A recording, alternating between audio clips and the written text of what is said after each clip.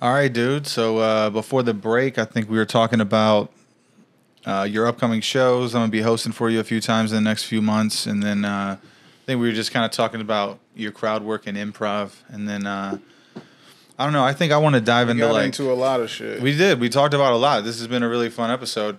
I think I should adjust my camera. But it's already done because it's been like this for both episodes.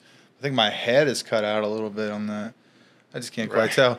I'm sorry. You know what? I might have smoked a little weed on the break, and I'm starting to pay attention to things that I don't need to. Right. Yeah. But now I wanted to ask you, just like, do you have any advice for people who are trying to go viral right now? Like, just let's take yourself back 4 or 5 years ago when you had this idea, because right now you're making up a whole bunch of new goals and you got a lot of cool shit coming up in the next few years.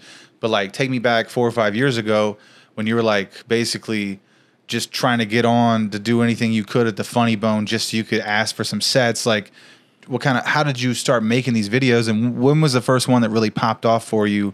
And then just like, let's just kind of talk about that and your progression, and kind of like lead that back to where you are now. One of the biggest videos that popped off for me, it was kind of different for each platform, but let's say for Facebook, which is like my core local audience that comes out to shows, like that I know will buy tickets.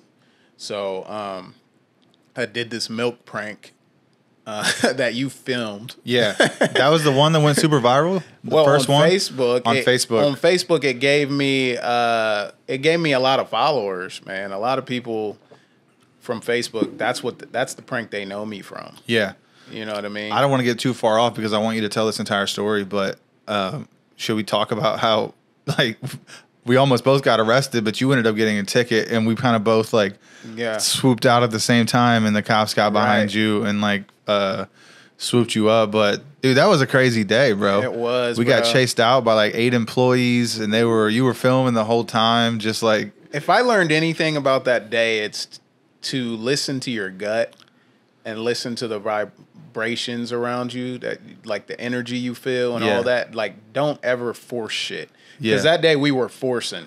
Well, we went to like 2 different Walmart locations. The first one you went to, you were like, this just isn't it. Yeah, there was not enough people. Yeah, I was like, what do you want to do? And you were like, I don't know, we're going to go somewhere else. So we ended up driving like 30 minutes away to a different Walmart. And then you were like. And it still didn't feel right. Yeah, I know. Because it was like, there was no people. You need people to see the prank to react to it. That's the whole point of a prank. Well, we waited around for a few minutes, and then it kind of got busy. There was kind of a crowd on the other side of me, which didn't get filmed. You got the other side. I remember being super bummed about that. Yeah, that's my bad. But you still got me doing everything. A lot of people saw you, though. There was a ton of people in line. And then you did turn around, like, behind me and, like, where people cash their checks and shit. There was a few people there. But, yeah, it never felt right that day. And I should have listened to that because, sure enough, bro, I got pulled over. The cops, you got away. I should have listened to you too, because you were like, we got away for a minute. Okay, so first of all, we both ran out. We went straight to my car and we took the fuck off. We got away. We were away. We were gone. And Johnny was like, let's just go to my house, chill out for a while. An hour till I can get my car. Yeah, let it fade away. Yeah. They'll think we're gone. And then you can take me back to my car. And I didn't want to listen, mainly because I knew I was on like I got a pass from my girl. Yeah. And I knew I needed to get back home to handle my kids and stuff. Yeah. And you were soaked. And I was soaked. It was covered in a gallon of milk. Yeah, bro. And I was like, nah. And plus I had done so many pranks, bro. And cops have never given me an issue. So I just wasn't thinking like that. Like, nothing's going to happen. It doesn't feel criminal. What we were doing didn't feel like... It wasn't. And it ended up getting thrown out anyways. Yeah. I ended up paying like a little fine or something, and that was it. Yeah. But... what kind of numbers did that end up doing on Facebook? It wasn't nothing crazy. It only got like 600 likes. But it got... It got like 30,000 views, which at the time for Facebook was pretty good, because this was before Reels and Shorts. It was just a regular video. A regular post. Yeah. So you do numbers like that, that's pretty good. Yeah. And it was just in my small, my small town. My Urbana was only 11,000 people, so it reached like that whole area. You know what I mean? Everybody was like, "This guy's going crazy." Yeah. Now my first real viral video, I can't really. I feel like it was something dumb that I did on TikTok, and it was by accident. I had some surgery. I had a bowel obstruction, and I had to get a surgery on it. And they gave me this breathing thing, and I just did a video where I talked about it and did the breathing thing, and that was it, bro. That was it. And people just loved my personality. They were talking in the comment section like, "This is so wholesome. He's so wholesome. Protect him at all costs. He's such a sweet guy. He's so nice." Like, it was just dumb, man. I didn't do anything funny, nothing. I really just did it just to see. I was still filling out TikTok, and I was just like, let me just post this and see what happens. And it got over 1 million views. And I was like, what the hell? So it wasn't even comedy. No. And I just I turned that character though, like that mode I was in. Yeah. I turned it up times 10. And like, I tried to imitate everything they said they liked about me in the comments, and I just turned it up, bro, to 100. Yeah. And I ended up going viral a bunch more times using that character. And then I got really depressed doing that because it was like, man, if I get stuck doing this is gonna suck for the rest of your life. Yeah, so I I broke free from that, and I started posting pranks and stuff, and they found out I was a comic and all that. And then the first prank on TikTok that really got me in the high numbers, hundreds of thousands of followers, was I had went to a Dairy Queen, and I had my homie run by the window and grab my ice cream cone. I remember this. Yes. Yeah. That's hilarious. And like, just everything about that video was crazy. It was funny. You put the car in park, and then you get out and chase him and leave your car in the drive-thru. Right. I could have just. Who would do that? I could have just drove up to him. Yeah, easy. It made no sense. It made no sense. And then the guy that handed the ice cream cone that reacted, he was just the perfect reaction. He was a wholesome, innocent guy. And like the faces he made, and then when I came back, he offered me another cone, and like really bought it. That's before people started recognizing you in drive-thrus. Oh yeah. And that video, you know how many likes that video got? How many? 3.5 million likes. Holy shit, dude. Over 3 million likes. That's insane, bro. Bro, we're not talking views. Yeah, just likes. Likes. How many views did that video get? Had almost 27 million. Holy shit. And that's good ratio. Bro, that's insane. Ratio, dog. Like, out of 27 million, you got more than 10%. More than 3 million people to hit like. That's over 10%. Yeah. If over 10% of people follow your podcast or buy your t-shirt or whatever, you figure out how to get that out there, bro, it's going to work for you. Yeah. So I hit over 200,000 followers. I think I was at like 25,000, maybe 30 followers before that. And then that bumped me up to over 200,000. Holy shit. The followers just was coming in for weeks. And then it finally peaked. Well, and this is fucked up. This is going to really trigger everyone. Like, I am anal. I'm anal about like deleting flops because of how it makes my page look. Mm-hmm. So if a video would flop, I would delete it and I'd post that another time. Sometimes I'd get so anal I'd delete 10 times in a day and repost until it hit. And it would work for me, but it's super stressful doing that. Like, it fucks with you mentally. It fucks with you. It's draining. Yeah. So I don't do that as much anymore. But anyways, I had that video pinned to my account to the very top. So I went to delete a flop, and I did it so quick. The flop was right under the pinned video. I did it so quick that I clicked the pinned video. No way. And wiped it out, bro. You deleted it. And I didn't even realize it till I went back and I refreshed my page. Oh, my God. It was gone. Oh, my 27 million views. Bro. Dude. I lost my page. So right now my page is at over 17 million likes. I should be at 18, 19, 20, over 20 million likes. With that video, it takes away the likes. But it took the likes away. And when I tell you I was so depressed, I almost threw in the towel. Oh, my God. Yeah, I remember telling my wife, I'm just done. I quit, like, fuck it. And she was like, It's oh, not stop. worth it. You can do it again. You go viral once, you can go again. And that's one thing I've learned is because now I've lost count of how many viral videos I have. But at that time, I thought I'd never do it again. Like, that was it. And you've reposted that one, and it didn't do that kind of numbers again. It's went viral again. Yeah, not 27 million. That's what I'm saying. No, I think the highest it's gone since a repost is 1 million. Imagine when someone goes to your channel though, and they see that first pin that's 27 million. Like follow. That's such a trophy. Follow. It's such a trophy. It's huge. Like a fucking Grammy or an Oscar. It for the internet. Literally. That's what it is. That's a great analogy. You ever get around creators and they get to talking about numbers and stuff, you can be like, yeah, this one did. You know, it had 3 million likes. Yeah. That's insane. Video like that could keep going viral too, but right? think about, I remember talking to my homie, Jason Banks about it. And I was like venting to him. And he was like, bro, but you still got the followers from it. They're there. They're not going anywhere. Yeah. And they already got them. They remember you. They know you now. Exactly. And he was just like, all them people saw your face. That's crazy. Like all those people saw my face. They know me. Yeah, dude. You know what I mean? So, and I looked at it that way and I was like, yeah, you're right.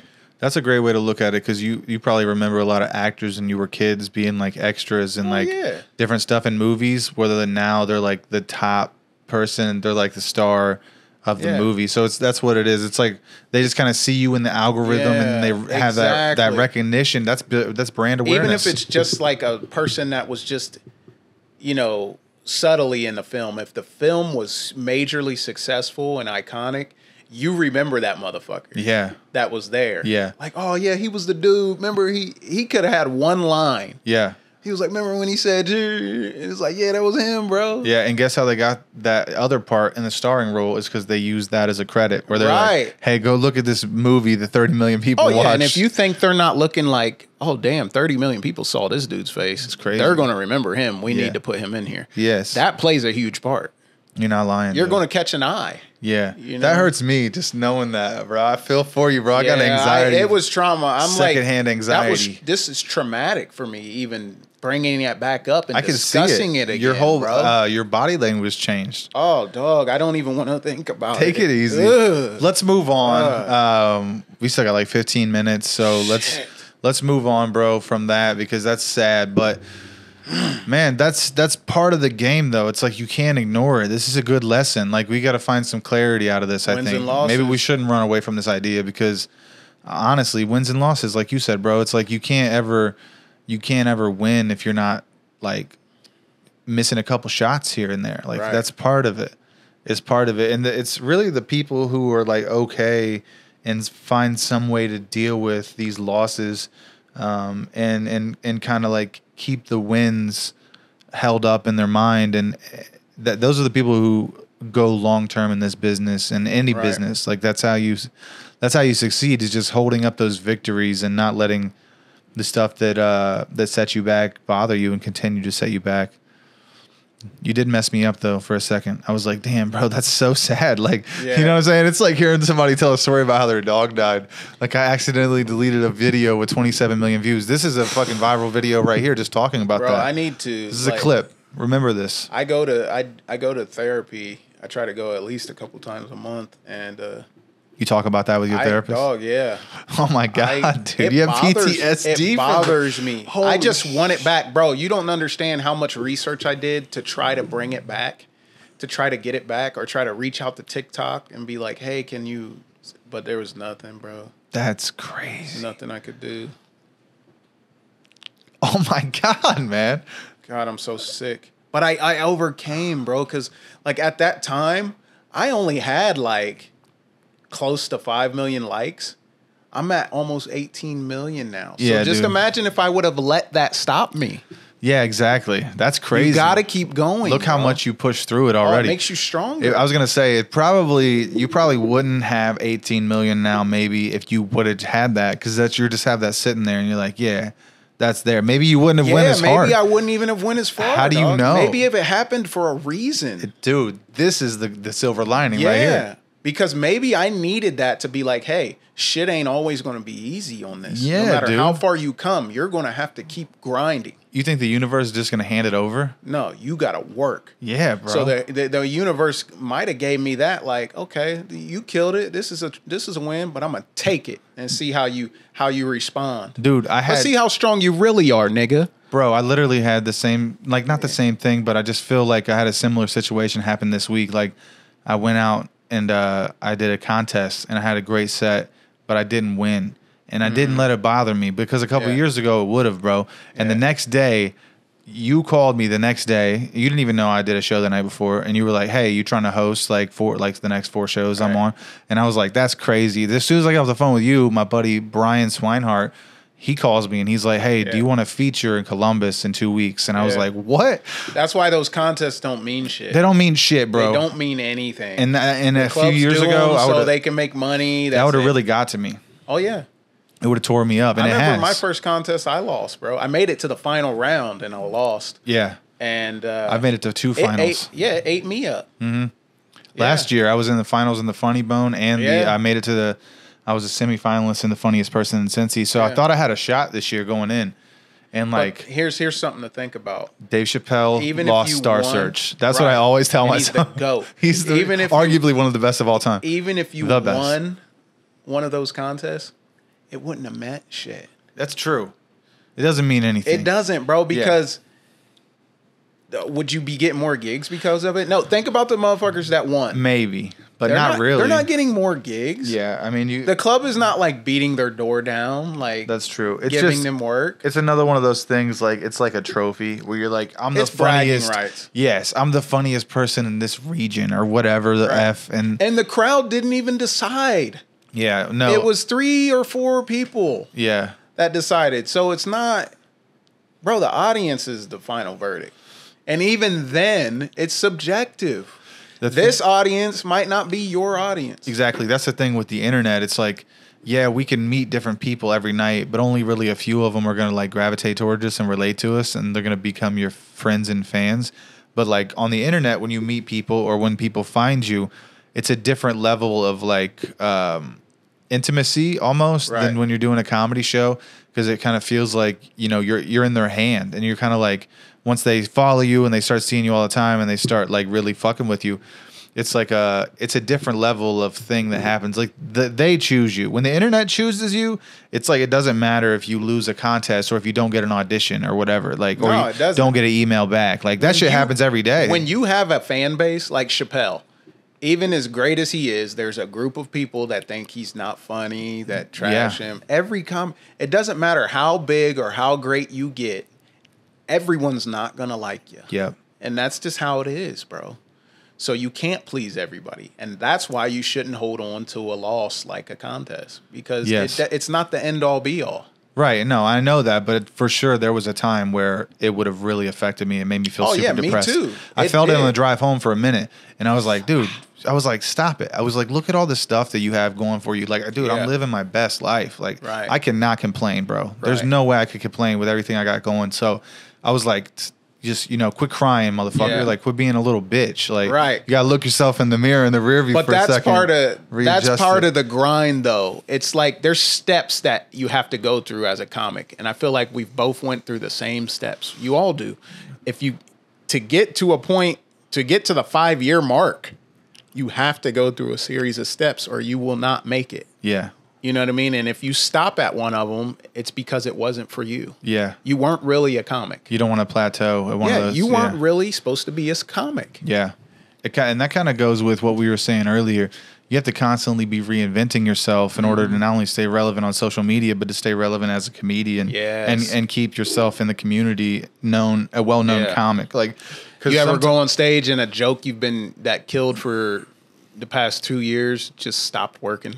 Yeah, but that could also be because we were talking about this off camera. We're not performing them because we get tired of the jokes. And we think, oh, I got this. I'm going to go in here and swing my dick around. Right. And that shit's not good. Like, you got to remember, we are putting on a show. People did pay money to come talk to us. That's why it's important, man, and to get physical. You got to get a little physical. You got to get a little animated with your voice. You got to change your tone and pitch, make facial expressions, things like that. All make the littlest tweak will bring your joke back or make it way better. It's acting. Yeah, you got to get into it. Yeah. And that's what I learned, bro. What's cool about that too, yeah. once you start getting really good at it, at your own jokes, and you start knowing it, then improv starts coming out too, and you start to tag your own stuff in the moment, and you're like, oh wow, this is that like shit flowing. feels so good, and it usually happens on stage while you're up there. That's the only time. You don't ever think of that shit off stage because you're being fed what you love. You're in the pocket. You're being fed by that. When that audience is out there loving you and laughing, that's what we feed off. Yes, exactly. We don't feed off looking in the mirror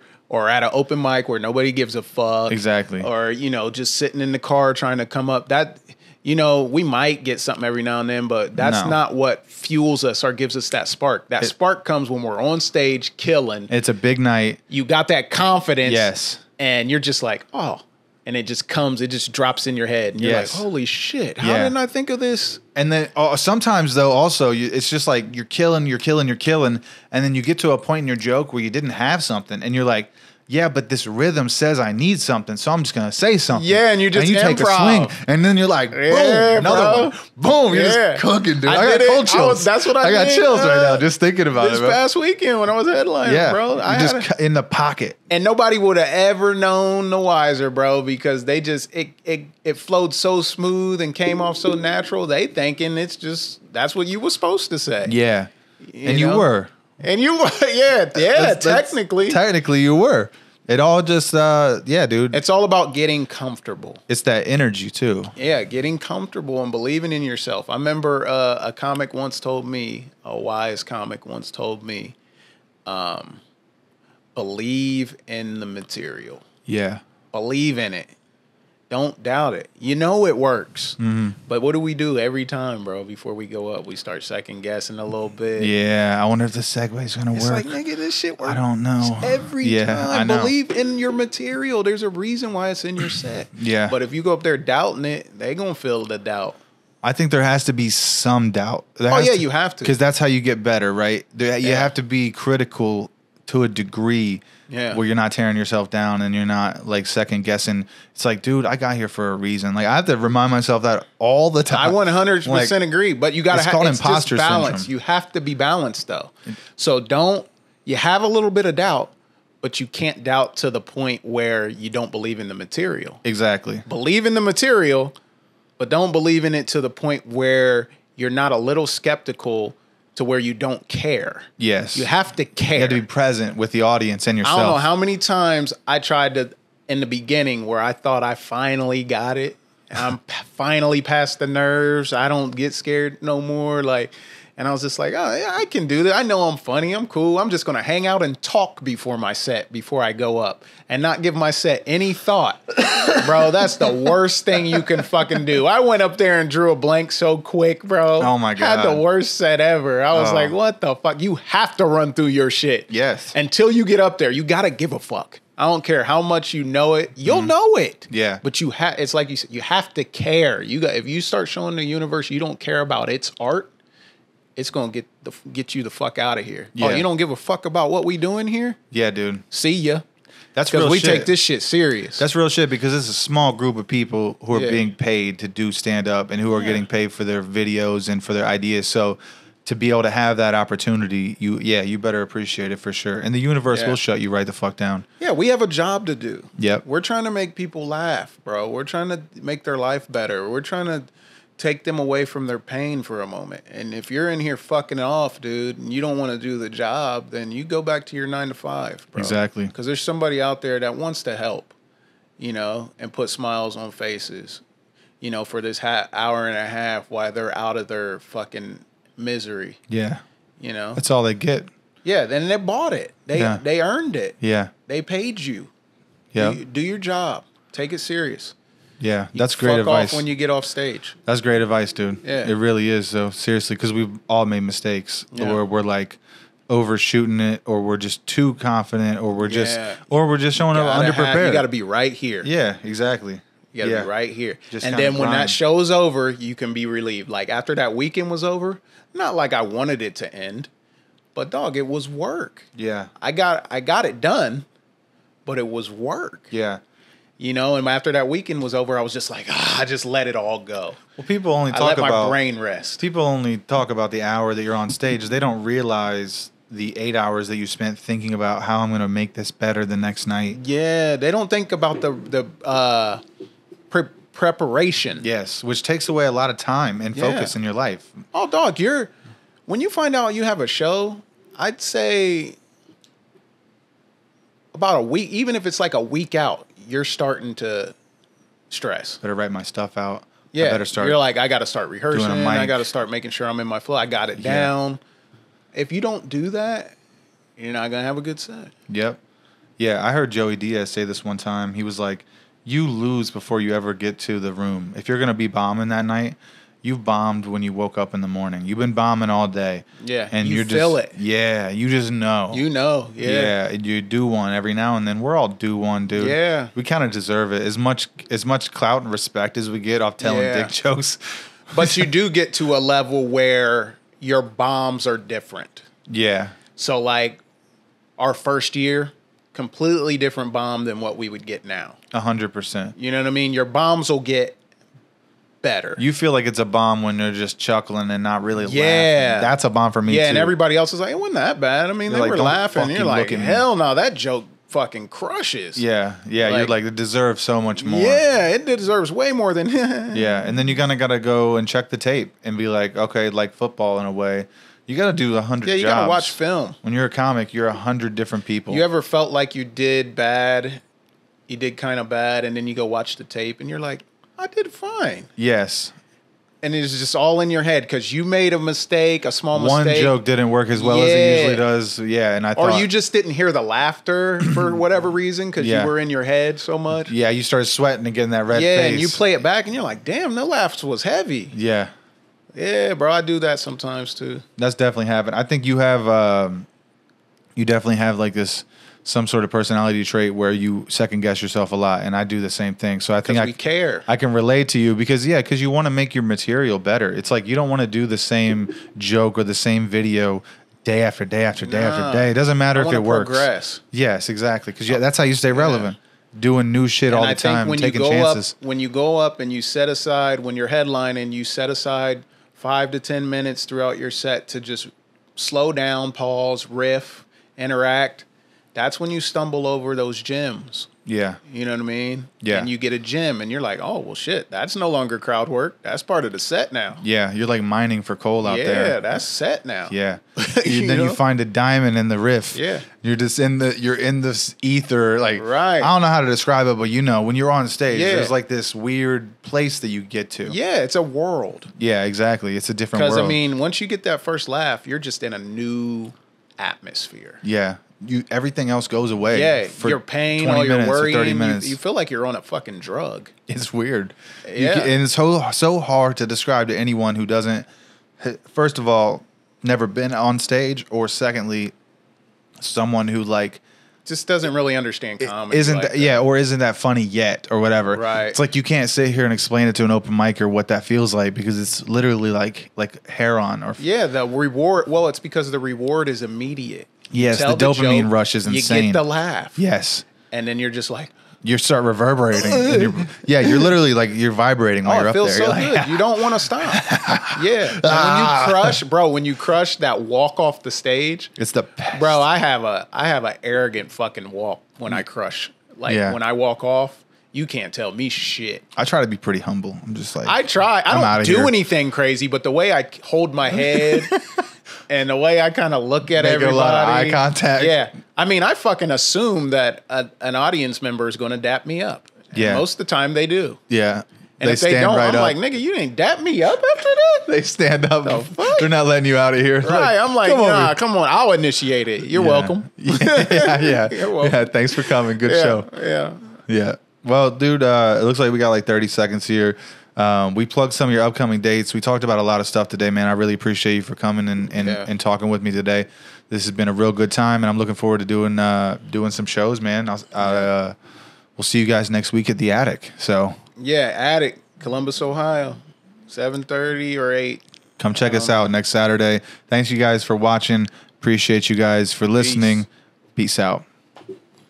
That was great, bro. That was so much fun, dude. Oh, that was so good. One of my best episodes for sure. These are getting better every week. Oh yeah, that was so fucking